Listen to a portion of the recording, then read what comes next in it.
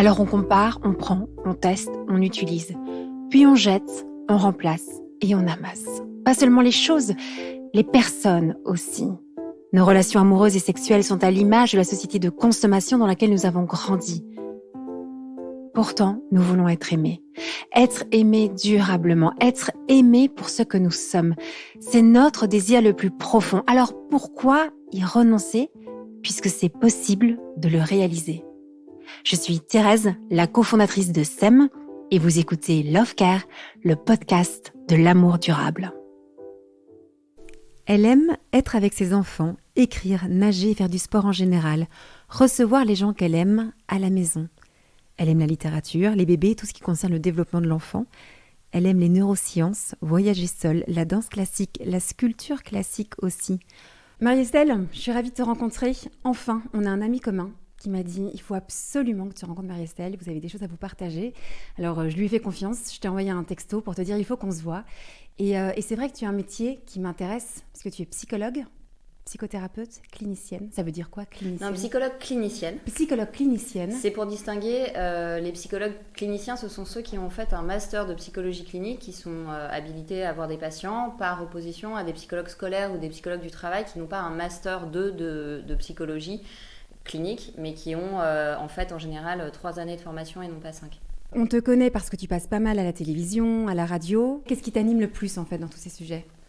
Alors en réalité, je me suis retrouvée à passer de manière très fréquente à la télévision et dans les médias au moment du confinement et de la crise sanitaire. Et en fait, ça se conjuguait avec l'arrivée de mes 2 derniers enfants. Et puis moi, j'ai vu en fait mes patients qui se sont mis assez rapidement à présenter des troubles anxieux, etc. Et en réalité, France Télévisions m'a contactée au moment du confinement. France Télévisions m'a finalement demandé d'intervenir sur le JT. Ensuite, j'ai été récupérée par RTL et puis par LCI. Et après avoir passé 1 an à être 2 ou 3 fois par semaine sur TF1 LCI, je suis partie à CNews et j'ai fait 2 saisons dans l'heure des pros de Pascal Praud. Et voilà, et j'étais du coup très souvent invitée aussi sur des émissions de manière ponctuelle, sur RMC, etc., pour parler de sujets de société et de sujets autres que la crise sanitaire. Et ce qui m'animait, en fait, c'était vraiment au début de porter la voix. En fait, je me disais, il y a la possibilité de faire émerger le psychisme dans les médias qui est absent, c'est-à-dire qu'on analyse toujours les choses sous l'angle ou politique, ou économique, ou éventuellement médical, et avec la crise sanitaire très statistique, une vision de la santé qui n'était que statistique finalement. Et c'était le moment ou jamais de faire émerger la notion que l'être humain, il a un psychisme, que c'est une unité psychosomatique et qu'on ne peut pas désarticuler sa santé en fait. Et puis aussi de faire remonter la souffrance de mes patients, parce qu'il y avait un écart très important entre ce que les gens me disaient en consultation et ce que les journalistes pouvaient en fait se représenter de la souffrance psychique, parce qu'ils n'étaient pas aux prises parfois avec de très jeunes enfants, des parents en télétravail. Donc c'était le moyen de faire le lien. Pour moi, cette opportunité me disait ta mission, c'est de faire du lien. Voilà, de faire du lien entre des gens qui ne sont pas visibles, entre guillemets, et puis les médias. Donc c'est ça qui m'a animée, c'était de faire passer des messages et d'essayer de rendre représentable une réalité qui est rarement représentée dans le monde médiatique. Voilà, et j'ai rencontré comme ça beaucoup de journalistes différents qui finalement se sont dit mais l'œil d'un psy, c'est intéressant sur d'autres sujets de société et pas seulement sur la crise sanitaire. Ça veut dire que c'était bien reçu ? Oui, c'était bien reçu, parce que je crois qu'il y avait un tel niveau de souffrance, d'inquiétude, d'angoisse dans la population qui perdait tous ses repères, que en fait, les gens étaient soulagés qu'il y ait un psychologue qui dise mais c'est normal que vous vous posiez des questions, c'est normal que vous ayez l'impression d'avoir perdu la maîtrise de votre vie, parce qu'en réalité c'est le cas, et voilà comment vous pouvez retrouver de la maîtrise sur les choses. C'était les gens me disaient quand ils m'interpellaient dans la rue, on se sentait moins seul et on s'est senti moins fou de penser ce qu'on pensait, parce qu'on s'est aperçu qu'on était très nombreux à penser la même chose. Passer dans les médias. Et donc là, ça c'est une de tes activités. Une autre, donc, c'est de recevoir tes patients. Et une autre encore, c'est d'écrire des livres. Alors, mon activité effectivement principale depuis 17 ans, c'est mon cabinet de psychothérapie, donc d'accueillir des patients et de les accompagner. Et à côté, j'ai une activité d'écriture. Je mettrai en troisième l'activité médiatique qui s'est présentée sans être planifiée de ma part. Je me suis retrouvée prise dedans, je l'ai acceptée, je me suis dit c'est une super opportunité de faire passer des messages, mais pour moi, c'est pas mon activité centrale en fait.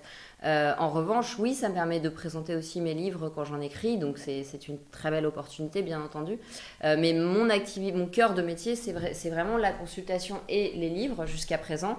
Voilà, maintenant peut-être qu'un jour finalement ça fera sens d'avoir une émission avec des interactions avec des auditeurs pour qu'ils posent leurs questions sur tout un tas de sujets parce que je sens que cette demande émerge, mais pour l'instant c'est pas prévu pour le moment. Et comment t'en es venue à devenir psy? Parce que c'est quand même un métier qui reste atypique, même s'il y a beaucoup de psy, mais dans une histoire... ça s'ancre dans une histoire. Comment est-ce que toi, tu en es arrivé à choisir ce métier-là, à t'engager sur ce sujet? Très clairement du fait de mon histoire familiale. En fait, moi, j'ai une histoire que je raconte dans mon livre qui s'appelle L'Antimère. Je me suis retrouvée toute petite, en fait, aux prises avec une mère qui me détestait, qui souhaitait intimement ma mort, et ça a été très compliqué d'en prendre conscience. Même avec les études de psychologie, ça suscite des résistances. On se dit mais c'est moi qui suis folle, c'est moi qui ai un problème, c'est pas possible que ma mère me veuille autant de mal. Mais quand j'étais petite, je pensais que ma mère était simplement malade, qu'elle souffrait, et comme moi j'arrivais pas à la sauver, et ben il fallait que je devienne psy pour aider d'autres gens à s'en sortir. Donc au départ ça partait d'un désir de réparation et un peu d'un syndrome du sauveur que j'ai pu élaborer par mon travail sur moi. Et je crois que parfois on commence des métiers pour une raison puis on les poursuit pour d'autres. Aujourd'hui, c'est pas dans l'idée que je vais sauver quelqu'un, c'est une illusion d'enfant à laquelle j'ai renoncé. En revanche, accompagner les gens pour leur permettre de se libérer de schémas négatifs qui leur font toujours attirer les mauvaises choses, oui, je trouve ça magnifique. En fait, je trouve que c'est vraiment un métier qui a du sens et puis qui parfois est gratifiant quand on voit quelqu'un arriver en ayant perdu complètement le goût de la vie et que 2 ans plus tard, vous recevez un faire-part de mariage et que cette personne vous dit... Alors, le but n'est pas de marier mes patients, je ne suis pas une agence matrimoniale, mais je prends cet exemple pour dire quand les gens finalement vous disent j'ai réussi à nouveau à retrouver confiance en moi, à faire confiance et à oser en fait prendre un risque affectif, on se dit il s'est libéré de pas mal de blocages et j'ai été témoin de ce moment difficile et il porte de beaux fruits, donc je trouve que c'est génial de se lever le matin et de se dire que on va être un passeur en fait, on va aider les gens et on bosse avec notre souffrance. Moi j'en ai pris plein la tronche quand j'étais petite et donc c'est aussi une manière de transformer le plomb en or en fait, ce métier. Ah, merci de le dire. Ouais, je comprends, c'est hyper touchant. Je comprends mieux pourquoi notre ami a voulu nous mettre en relation. Parce que c'est souvent aussi quelque chose qu'on a pu parler dans ce podcast, quoi. Mais comment est-ce qu'on transforme, comme tu dis, le plomb en or? Et ça fait écho aussi dans mon histoire personnelle. Et tu parles de mariage. Mais parce que je crois que c'est la vocation d'homme. Ouais. Enfin, l'être humain est appelé à transformer en permanence ce qui le plombe en possibilité de liens imaginaires, de liens affectifs, de création. Oui, parce qu'on pourrait parfois aussi penser que quand il y a eu du plomb, il vaut mieux aller tout à fait ailleurs et qu'on n'est pas vraiment légitime dans ce qu'on fait dès lors qu'on a soi-même souffert, alors que là, tu es en train de dire que tu peux aussi, dans ton histoire, le convertir et d'avoir une fécondité dans ton travail à partir de... Oui, et puis nous, les psys, il faut qu'on ait beaucoup bossé sur la théorie et beaucoup lu, mais en réalité, quand vous êtes face à un patient qui a subi de l'inceste ou des traumas violents, ce qui va le réparer, c'est que vous ayez une implication émotionnelle, et vous n'avez cette implication émotionnelle finalement qu'à partir de vos propres failles. C'est pas à partir de ce qui est fort en vous que vous aidez l'autre, c'est à partir de ce que vous avez reconnu comme fragile et abîmé, parce que c'est là que vous lui passez une espérance aussi. On peut avoir beaucoup souffert et le transformer, donc voilà. C'est comme ça que tu fais ton métier, toi, en tout cas. Ouais. Oui, je me laisse toucher, sinon c'est pas la peine, en fait. J'adore en fait ce que tu dis. Tu sais que c'est hyper rare d'entendre une parole comme celle-là. Tu veux dire, je me laisse toucher par une patience, qu'on a l'impression qu'il faut avoir une espèce de recul, de distance, de froideur. Et c'est hyper interpellant ce que tu partages là. On l'entend rarement. Enfin, en tout cas, moi, j'ai l'impression de l'entendre rarement. D'oser être touché. C'est le lien soignant-soigné, en fait. Hein. C'est la qualité de la relation avec le soignant qui fait que... Mais même en cancéro, on le voit. Hein. Si j'ai confiance dans mon médecin, je vais accepter le traitement. Le pronostic sera meilleur. En fait, c'est pas la méthode qui compte. Dans toutes les études, les méta-analyses sur les méthodes de psychothérapie, on s'aperçoit qu'elles ont toutes la même efficacité. Pourquoi ? Parce qu'en fait, c'est pas la méthode elle-même qui compte, c'est la qualité du lien. Donc moi, quand je sens que je vais pas arriver à me laisser toucher par un patient, je lui dis je suis pas compétente et je vous conseille quelqu'un d'autre. Il faut accepter qu'il y a des patients qu'on peut pas accompagner parce qu'on n'est pas tout puissant et qu'il y a des gens qui nous touchent plus que d'autres.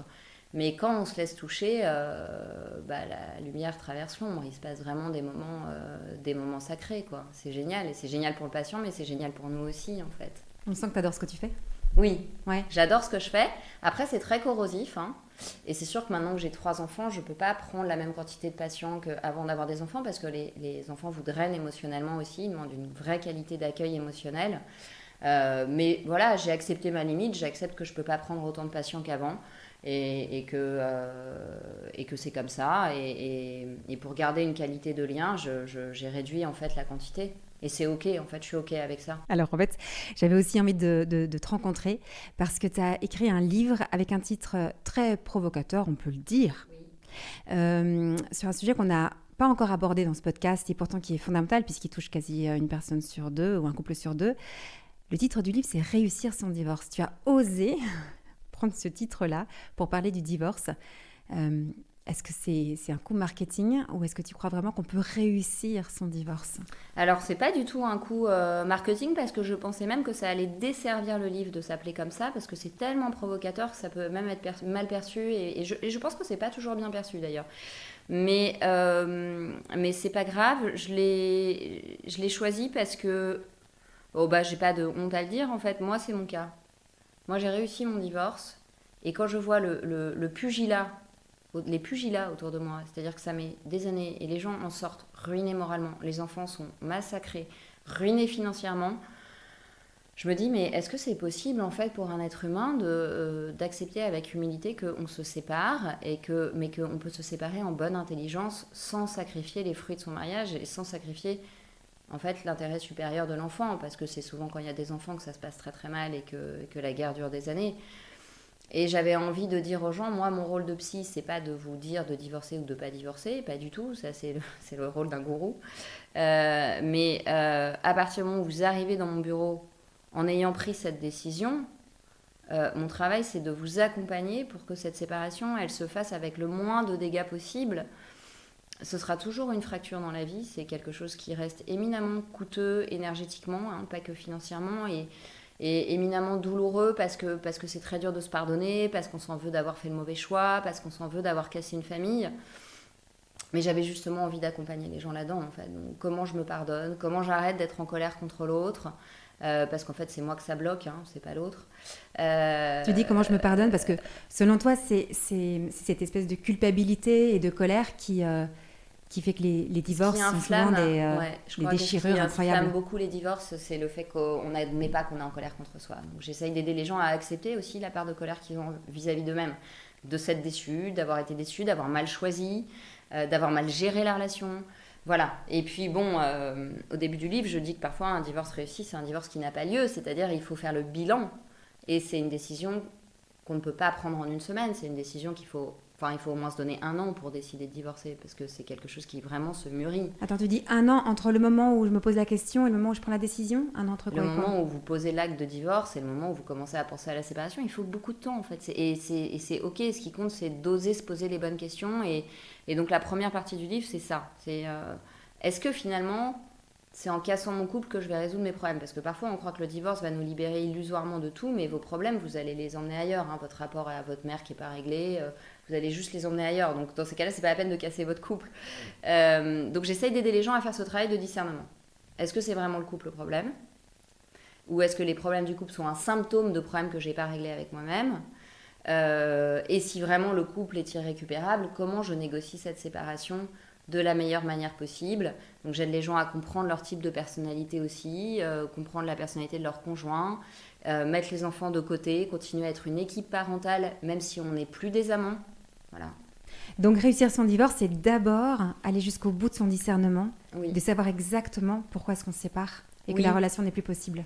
Oui, et je pense que finalement parfois, c'est au moment du divorce qu'on finit le discernement du mariage qu'on n'avait pas fait suffisamment avant de s'engager, quoi. Parce que quand on se marie, on est jeune et que c'est normal aussi de ne pas avoir tout élucidé de son histoire à 25 ans. Mais ce discernement qui était en suspens, on le termine au moment de la séparation finalement. Quels étaient les vrais motifs inconscients pour que je fasse ce choix? Qu'est-ce qui m'a fait peut-être saboter l'histoire? Ou qu'est-ce qui a fait que j'ai choisi quelqu'un qui m'humiliait? Qu'est-ce que j'avais à régler? Et je trouve que quand on peut rapatrier une partie du conflit qu'on a avec l'autre en fait, c'est du conflit interne là que je suis en train de rejouer sur la scène du couple.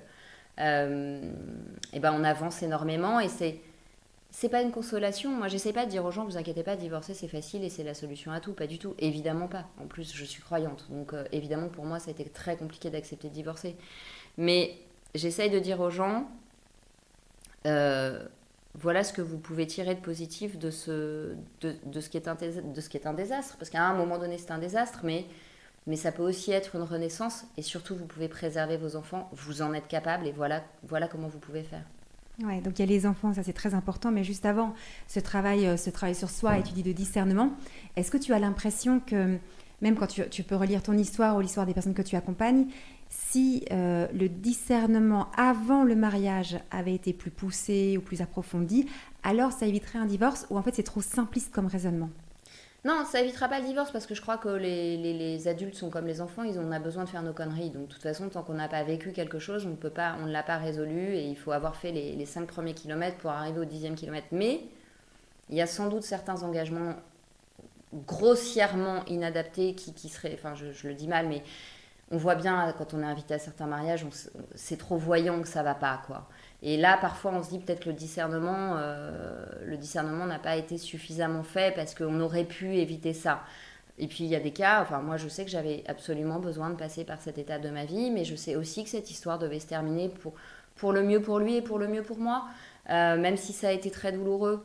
Et c'est sans doute pour ça que ce divorce s'est bien passé. Parce qu'on a pu accepter de se séparer sans se haïr, en fait. Et de dire, voilà, on s'est engagé trop jeune. Maintenant, on n'arrive plus à se tirer vers le haut. Chacun doit continuer à mûrir, mais on ne pourra peut-être pas le faire ensemble. Donc je crois qu'il faut plus pousser le discernement. Maintenant, je ne pense pas que parce qu'on aura fait un maximum de discernement, on aura franchi toutes les étapes et que ça évitera tous les divorces. Ce serait trop beau. Mais peut-être que ça en évitera certains. Pour moi, c'est important quand même de le redire, parce qu'on n'est pas dans une histoire de recette. Si tu fais ça, ça, ça, alors du coup, tu t'assures un mariage heureux et durable. C'est intéressant, c'est important d'aller jusqu'au bout de son discernement avant de se marier, de se préparer au mariage, c'est essentiel. Mais parfois, malgré une préparation qui a été faite, eh bien, on a besoin, comme tu dis, de passer par différentes étapes. Et puis, parfois, le divorce, quelques années plus tard, s'impose à nous. Oui. Et moi, je trouve ça très important de le redire pour pas avoir des discours trop simplistes sur l'amour et sur la relation, parce qu'on peut les entendre un peu de plus en énormément. Plus. Et du coup, ça me fait du bien vraiment de t'entendre le dire. Des discours très binaires où on va vous dire si je divorce pas, mes enfants seront contents, seront heureux, et puis si je divorce, mes enfants seront traumatisés à vie. Et en fait, c'est pas la réalité de ce que je vois dans mon cabinet. Je vois des enfants massacrés parce que leurs parents se détestent, mais qui se forcent à rester ensemble pour les conventions. Et à contrario, je vois des enfants dont les parents ont pu se séparer en restant une équipe parentale soudée, où il n'y a pas d'incohérence éducative et où l'enfant a du chagrin. Bien sûr, on aura toujours du chagrin que nos parents ne s'aiment plus, mais où il a son équilibre, en fait, parce qu'il n'est pas l'arbitre de conflits incessants à la maison, où on est la famille bien sous tout rapport, mais en fait, dès que la porte est fermée, on se déteste. Donc, je crois qu'il n'y a pas de place pour les préjugés, il n'y a pas de place pour l'idéologie, en fait, dans cette affaire-là. Oui, mais par contre, tu annonces quand même quelque chose d'assez nouveau et assez atypique aussi, c'est de dire cette expérience-là du divorce, elle peut bien se passer, ça veut dire qu'elle peut être... une épreuve qui va faire qu'on va quand même continuer à avancer l'un et l'autre personnellement et aussi autour de nos enfants, et que ça peut être quelque chose de bon en fait pour les uns et les autres. En fait, on n'est pas obligé de se dire s'il y a un divorce, automatiquement ce sera Absolument. La haine, le déchirement, la guerre absolue. Absolument. Et moi, j'ai même des patients qui me disent mais je suis un meilleur père depuis qu'on s'est séparés, parce que finalement, comme je ne suis plus parasitée par nos conflits, je suis le papa que j'ai envie d'être avec eux, et j'ai envie de leur donner le meilleur de moi-même. Donc non, il n'y a pas d'idéologie, et je dis que c'est pas parce que c'est une très grande souffrance que c'est forcément une catastrophe absolue. Il y a des divorces qui n'ont pas eu lieu, et ça, je le vois, ce sont de vraies catastrophes, parce que ça donne ça vend un mensonge aux enfants parfois. C'est-à-dire qu'on leur raconte que c'est de l'amour, alors qu'eux savent très bien avec leur perception d'enfant que c'est pas de l'amour. Et ça les abîme bien plus. Oui. Et parfois, c'est des années plus tard qu'ils s'en rendent compte qu'ils ont été abîmés par Bien sûr qu'ils ne veulent pas s'engager, mais j'ai plein d'exemples de couples qui ont été bousillés parce que l'un des deux avait vu son père ou sa mère tellement malheureux dans le couple qu'en fait, une fois en couple, ça a fait ressurgir les fantômes de l'angoisse de « oh là là, je suis mariée, donc je vais finir comme mon père, castré, ou alors je vais finir comme ma mère, aigrie, frustrée ». Et du coup, ils sabotaient leur couple parce que pour eux, comme le couple c'était ça, eh ben, ils faisaient en sorte, inconsciemment, que ça se termine comme ça. Et finalement, ils auraient fait une thérapie avant de se marier où leurs parents auraient eu le courage de dire là, on est en train de montrer ce qu'il y a de plus moche aux enfants, il faut peut-être mieux qu'on se sépare en bons termes. Bah, peut-être qu'ils n'auraient pas saboté. Donc on voit bien comment la souffrance, elle se transmet de génération en génération. Et donc oui, le travail sur soi, il est indispensable pour arrêter ce truc-là, en fait. C'est trop triste de voir des gâchis de couple parce qu'on a vu ses parents malheureux en couple, en fait. C'est trop bête. Ça, c'est une évidence. Et ce que j'ai pu observer, moi, je connais évidemment beaucoup de personnes qui ont divorcé. Souvent, il y en a un des deux qui est dans cet état d'esprit que tu partages, c'est-à-dire qu'on peut arriver à quand même bien s'entendre, à faire équipe autour des enfants et qui a vraiment la volonté de rester dans une relation qui soit respectueuse et puis respectueuse de toutes ces années à passer. Et l'autre ne veut pas. L'autre est quand même enfermé dans cette espèce de colère, il veut faire la guerre. Comment est-ce qu'on fait dans ces cas-là où on n'est pas tous les deux alignés sur le désir commun de continuer à faire équipe autour des enfants et de quand même bien s'entendre malgré cette séparation et la souffrance? Mais ça, c'est très compliqué. Je le vois en consultation, en fait. C'est-à-dire qu'on ne peut pas obliger l'autre à être mature et courtois et intelligent, quoi. Faut essayer de lui expliquer que s'il a décidé de faire la guerre, en fait, vu qu'on a des enfants ensemble, ça va durer 20 ans et ça va pourrir la vie de tout le monde et ça va pourrir son lien avec son enfant parce qu'un jour, son enfant sera grand, il regardera sa vie et il lui dira « Mais attends, tu m'as bousillé mon enfance, en fait. T'as fait de moi l'arbitre de tes conflits avec maman, t'as fait de moi ton pigeon voyageur. » Donc en fait, il le paiera d'avoir alimenté le conflit, l'autre. Maintenant, si vous avez affaire à quelqu'un qui est très immature ou qui a des côtés pervers, à part ne pas alimenter le conflit, c'est-à-dire avoir le moins de contact possible, être très factuel, très laconique, un mail, je récupère les enfants à telle heure, à tel endroit, tout par écrit, vous n'attisez rien, vous rebondissez pas sur les insultes, vous répondez pas aux SMS de 5 pages où vous faites traiter de borderline, etc. Il y a quand même des situations où ça s'apaise parce que j'ai envie de vous dire que pour se battre, c'est comme pour s'aimer, il faut être deux. Donc à un moment donné, si vous rebondissez jamais sur les agressions, si l'autre est simplement dans un dépit amoureux, ça se tassera. Si l'autre s'avère être une vraie perverse ou un vrai pervers, bah vous aurez besoin d'être bien aidé par un psy, bien aidé de bien réfléchir. Ça va être fatigant parce qu'il faudra réfléchir à chacune de vos réactions pour pas que l'autre utilise vos failles. Faudra être bien aidé par votre avocat aussi, mais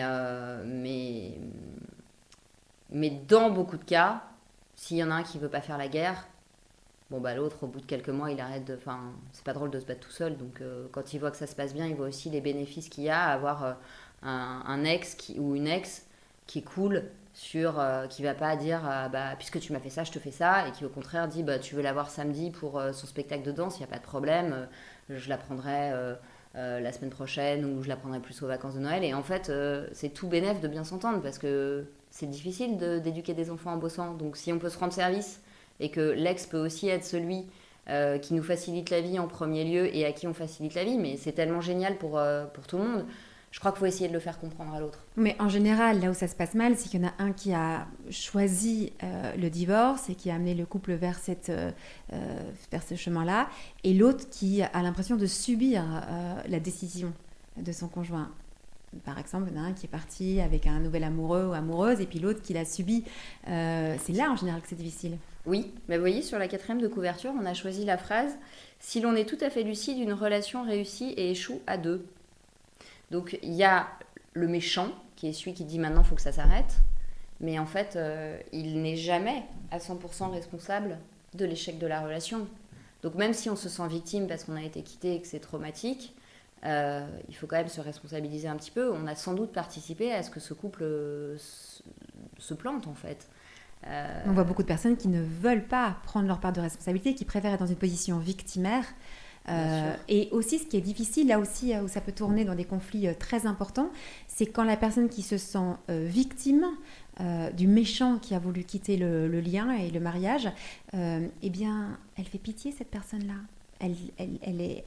Ça se voit sur son visage qu'elle est triste et qu'elle est malheureuse de la situation. Et donc, l'entourage, que ce soit les proches, la famille, mais aussi les amis, vont prendre position pour celui qui souffre, toujours par définition. Il y a une espèce d'empathie naturelle qui fait qu'on va prendre plus soin de celui qui souffre. Et ça aussi, ça peut augmenter les conflits, c'est-à-dire comment l'entourage va se mêler de ce qui se passe, Bien sûr. en disant qu'il y en a un qui est victime J'en et l'autre parle qui est bourreau. d'ailleurs, il y a une partie du livre sur que faire si votre famille ne vous soutient pas. Parce que moi, j'ai eu des cas comme ça de patientes qui me disaient mais c'est une alu totale, mes parents ne me parlent plus et m'ont expliqué que mon ex-mari serait toujours leur gendre en fait. Donc c'est-à-dire qu'il y a des familles où c'est tellement inacceptable de divorcer que si un de leurs enfants décide de divorcer, ils ne parlent plus à leur enfant et ils font comme si l'ex-conjoint, et ça c'est une catastrophe pour les enfants parce que les petits qui sont en fait les premières victimes du divorce, ils ont besoin que tout le monde accepte cette réalité du divorce parce que comment ils l'accepteraient si les adultes ne l'acceptent pas en fait. Oui, c'est vrai qu'il y a une tendance à dire celui qui part est le salaud.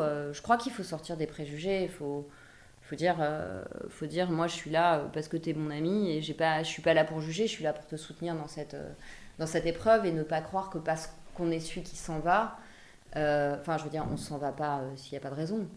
Celui qui s'en va, c'est qu'il a beaucoup souffert aussi. Moi, j'ai toujours pensé ça aussi. Celui qui s'en va, c'est peut-être celui qui a le plus souffert dans la relation. Et c'est important de le comprendre et de l'entendre.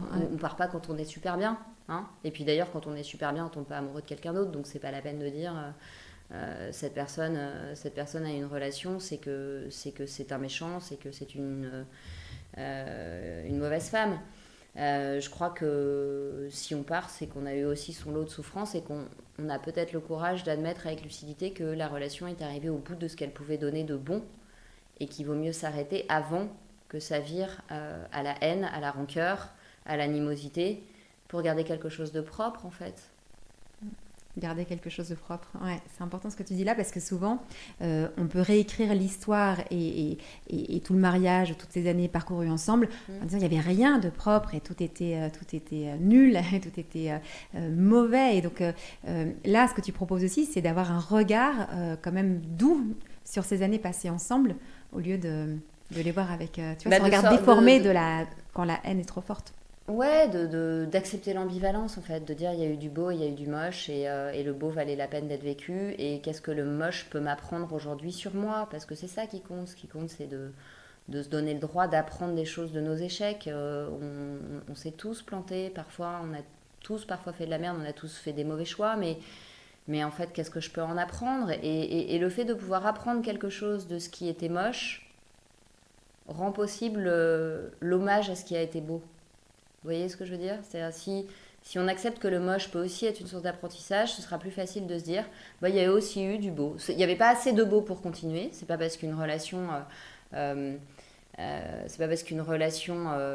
la peine d'être vécue qu'elle mérite d'être continuée. Mais il y a eu du beau. Maintenant, ça va mal tourner si ça continue. Mais ce beau a existé en fait et je l'accepte et je te souhaite le meilleur pour la suite. Et là, je crois qu'on peut passer... c'est une transformation de l'amour. C'est-à-dire que moi, j'ai toujours expliqué à mon fils aîné, je ne suis pas passée de l'amour à la haine pour ton papa. Je suis passée du sentiment amoureux à une autre forme d'amour qui a un vrai respect, qui a une vraie estime. C'est un homme que j'estime. C'est un homme avec qui être mari et femme ne fait plus sens et n'apporterait rien ni à l'un ni à l'autre. Mais ça ne veut pas dire qu'il y a une obligation de se détester. En fait, parce que c'est vous que ça abîme. Donc, gardez la haine pour les gens qui sont vraiment pervers parce que vous en avez besoin pour vous protéger d'eux, mais... c'est pas parce que l'autre vous a fait quelques coups bas pendant le divorce qu'il faut le qualifier de pervers en fait. Quand on divorce, on se fait pas des caresses, hein. C'est normal que ce soit un peu conflictuel. Déjà, c'est aussi un autre élément que tu donnes et qui est fondamental, c'est de sortir de ces espèces d'étiquettes qu'on va mettre sur l'autre pour en fait donner une raison à tout ce qui est en train de se passer. Il est pervers, elle est perverse. Alors les fameux pervers narcissiques, il y en a partout et on les tous. Donc en fait, on veut un peu mettre ces étiquettes-là, mais qui vont finalement attiser, je trouve, le conflit. Et aussi attention à l'entourage de ne pas le faire, parce que ça augmente la tension. Alors que, toi, dans le message que tu donnes, qui est hyper fort, c'est de se dire qu'on peut rester en lien, on peut rester dans une relation qui soit respectueuse, qui soit bonne, malgré, à un moment, une rupture du mariage, et que les deux ne sont pas incompatibles. Et donc, si tu pouvais résumer en un conseil ou deux conseils, vraiment pour garder ce lien-là, tu dirais quoi ? Le plus important, ce que tu voudrais vraiment que les gens comprennent ? Mais qu'en fait, les gens, il faut qu'ils comprennent que s'ils salissent l'image de l'autre, ils s'en sortiront jamais eux-mêmes, parce que c'est leur choix passé qu'ils sont en train d'insulter. S'ils ont vécu, dormi, fait des enfants avec quelqu'un et qu'ils ont été avec cette personne pendant 10 ans, 15 ans, du jour au lendemain, pour ne pas se remettre en question, dire il est coupable de tout, c'est un salaud, c'est un pervers narcissique, alors que ça n'est pas le cas, parce qu'évidemment, il y a des situations où il y a véritablement un conjoint pervers. Mais quand c'est pas le cas, c'est stérile, vous en tirez rien, vous allez vous replanter dans l'histoire d'après, parce que vous n'aurez pas profité, entre guillemets, de cette séparation, certes très douloureuse, pour vous remettre en question et vous demander pourquoi vous avez permis à l'autre, en fait, de se conduire aussi de cette manière. Ça vient aussi de nous. Est-ce que pourquoi l'autre m'humilie? Alors, ses raisons à lui, c'est les siennes. Mais moi, pourquoi est-ce que je permets qu'on m'humilie? Qu'est-ce que j'ai pas réglé de ma blessure d'humiliation avec mon père ou ma mère qui me rabaissait tout le temps? Tiens, ce serait intéressant que j'aille refaire un petit tour chez le psy pour essayer d'éclairer ça et que mon prochain conjoint ne se permette pas de m'humilier. Et c'est là, en fait, qu'il se passe quelque chose d'intéressant psychiquement et qui va faire qu'on va pas rester dans des émotions négatives, d'aigreur, de rancune, qui nous envoient plein de stress, plein d'inflammation, et ensuite on tombe malade et on se trouve moche. Alors, j'ai fait une vidéo gratuite sur YouTube sur la différence entre manipulation émotionnelle et perversion. Et ça, je pense que ça peut aider dans les moments de séparation, parce que quand on se sépare, on devient manipulateur, et on est manipulé, et c'est normal parce qu'on se sépare, donc on montre le moche. Ça ne veut pas dire que l'autre est pervers. Et peut-être cette vidéo pourra aider certaines personnes, en fait, à repérer si le conjoint est pervers narcissique ou s'il est juste en train de vous manipuler parce qu'il va super mal et qu'il a envie de vous culpabiliser. C'est de bonne guerre. Mais le conseil que je peux donner, c'est posez-vous, faites-vous entourer de gens bienveillants qui ne vous jugent pas du tout. Prenez du temps pour être tout seul le plus possible, même si ce n'est pas évident quand on se sépare avec les enfants. Et en fait, ne pensez pas à l'autre. Pensez à vous. Qu'est-ce que j'ai à apprendre et qu'est-ce que je me souhaite? Est-ce que, alors que je le quitte ou alors qu'il m'a quitté, j'ai vraiment envie de passer les 10 prochaines années à mettre tout mon temps, mon énergie et mon argent dans une guerre, alors que de toute façon ce sera toujours le père ou la mère de mon enfant? Ou est-ce que justement, maintenant que je ne l'ai plus sous mon toit, j'ai de l'énergie à investir dans des trucs qui m'intéressent et qui me font du bien, en fait? C'est par rapport à vous qu'il ne faut pas attiser le conflit. Et si, toi, quand tu étais dans cette période-là douloureuse que tu pouvais traverser de séparation, est-ce qu'il y a une chose que tu aurais voulu entendre, que tu as comprise quelques années plus tard et que tu voudrais dire aux personnes qui en ce moment nous écoutent et qui sont en plein dans les tempêtes d'une séparation? Oui, je crois que j'aurais eu besoin d'entendre que, aussi douloureux que cela soit, et quel que soit le poids de la culpabilité, etc., de la tristesse, c'est vraiment un chemin, la séparation. Et il y a un après, et la joie de l'après, c'est de découvrir des aspects de votre personnalité que vous n'aviez jamais exprimés dans cette relation amoureuse-là. Donc si vous faites un travail sur vous à l'occasion de cette séparation, vous allez sentir ensuite votre personnalité plus riche et plus complète.